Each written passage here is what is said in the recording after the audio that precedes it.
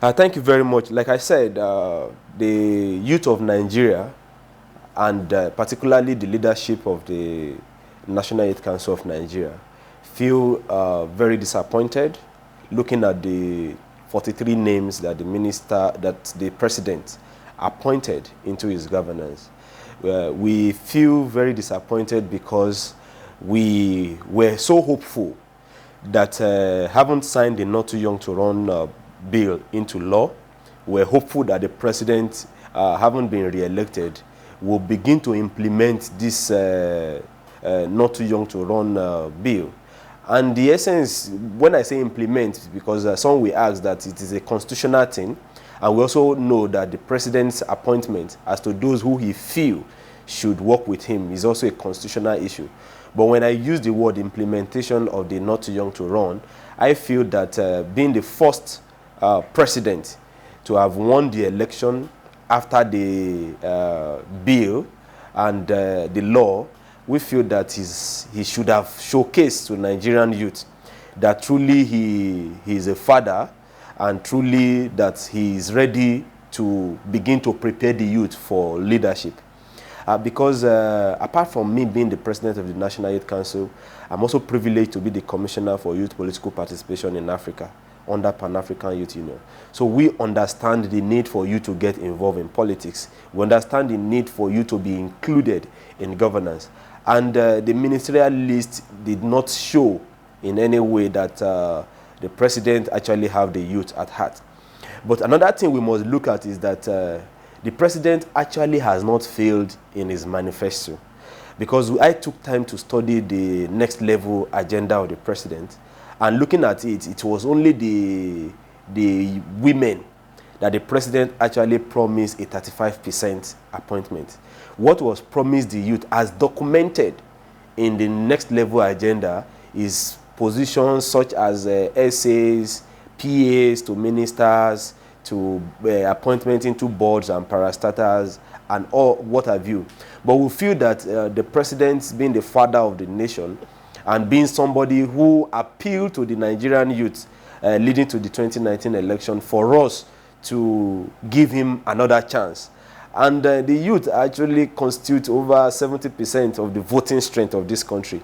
So one will ordinarily have expected that the president will give us a try, especially having one of us representing the Nigerian youth in his cabinet. But this did not happen. So just answering your question directly, we feel disappointed.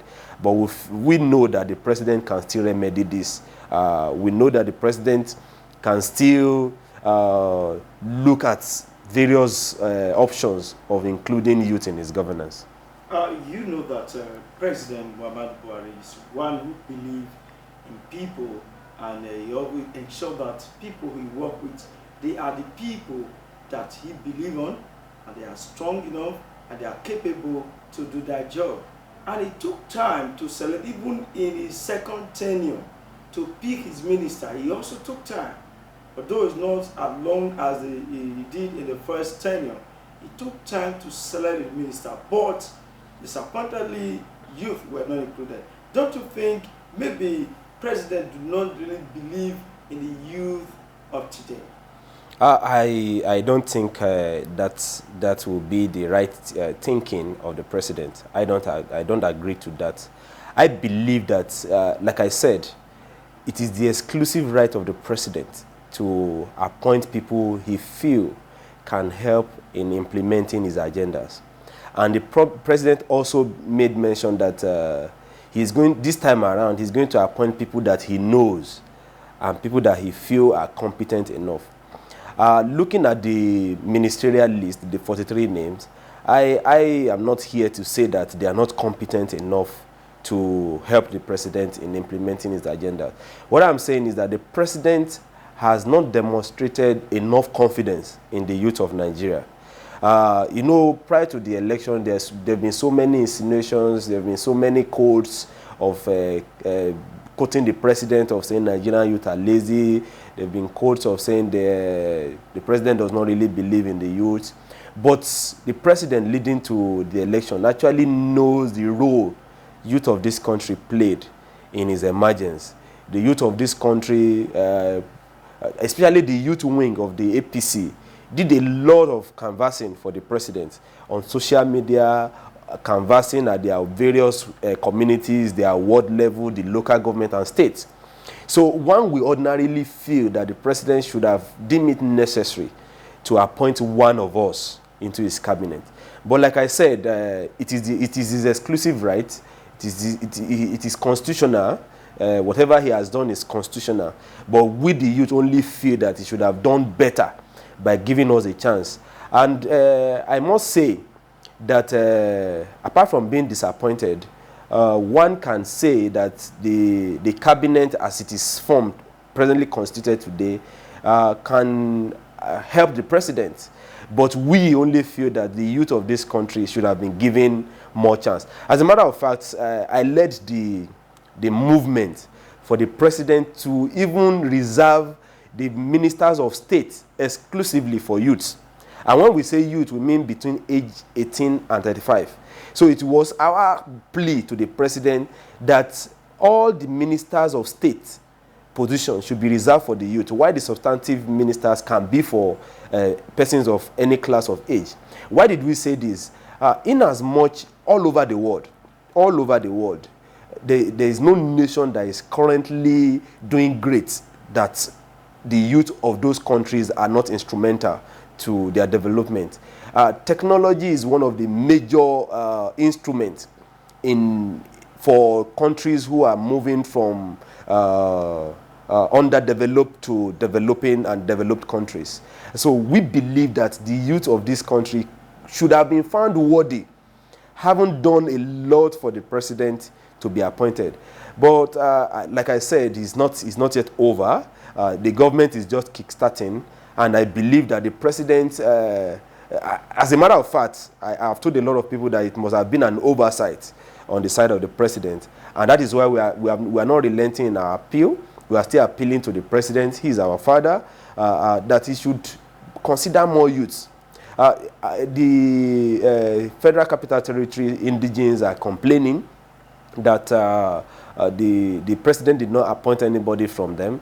We believe that such agitation can better be resolved when the National Assembly resumed later in September, so that the president can still forward maybe one or two more names to the National Assembly for ministerial positions.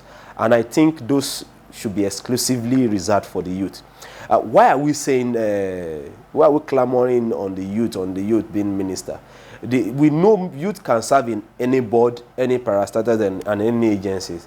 But we believe that because of the strategic position of the National Executive Council, where the president take critical decisions every Wednesday, we believe that youth should be there.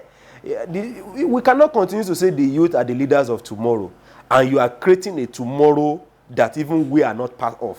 There's a popular adage that you cannot cut a man's hair behind him. So we feel that you cannot plan for a great Nigeria tomorrow if the youth are not involved. And how can we be involved? We should have one or two of us sitting at the Federal Executive Council meeting, making contributions on behalf of Nigerian youth, so that these contributions and even the resolutions of the FEC can also be channeled through these youth. And the truth is that 2023 is not going to be like 2019. If you look at the parliament, especially in the state level, you see that a lot of youths, due to the Not Too Young to Run bill, were elected. We have a 32-year-old, 31-year-old, 33 and 34 as Speaker of Oyo, Kwara, Plateau and Zamfara. And taking a very good example of Oyo State, as of today, the governor of Oyo State has appointed a 27-year-old boy or man as commissioner for youth and sports for the state. So when you look at that, we are not just, our agitation is not just on the president alone, even on the state governors. Because if you don't put this youth to, of course, when you want to apply for any job, they will ask you for your work experience. Why did they ask for work experience? It is deemed that what you have been doing frequently in one or two organizations, you should be able to do better when you are employed in their organization. So we believe that if you don't try these youth and you just allow them to come from nowhere and become presidents and become governors, but when you learn on the rope, you have seen how governance is being run. A lot of youths have not even been privileged to enter villa. A lot of youth doesn't even know how, they've not been privileged to be that very close to the president. But we believe that there are opportunities to learn from the substantive ministers, from how governance is being run, so that when given the privilege, they can do better. Okay, what more hope do you think we still have from this very administration? Oh, there are a lot of hope. The truth is that most of the crises we see and we are experiencing in Nigeria today, such as insecurity, low improvement in the economic growth and all that, is a global trend. So I see a lot of hope. The journey to the second term has just started with the ministers taking their oath and resuming their offices. So we believe strongly that if the next level agenda of the president is adequately implemented, of course, the next 3 years will leave Nigeria better than we are right now. We see more hope because the president, in a couple of days ago, has charged the security agencies to do more. We believe that there are hopes, and this hope can only be dashed if the expectation of Nigerians as to the next level agenda, the blueprint, is not properly implemented.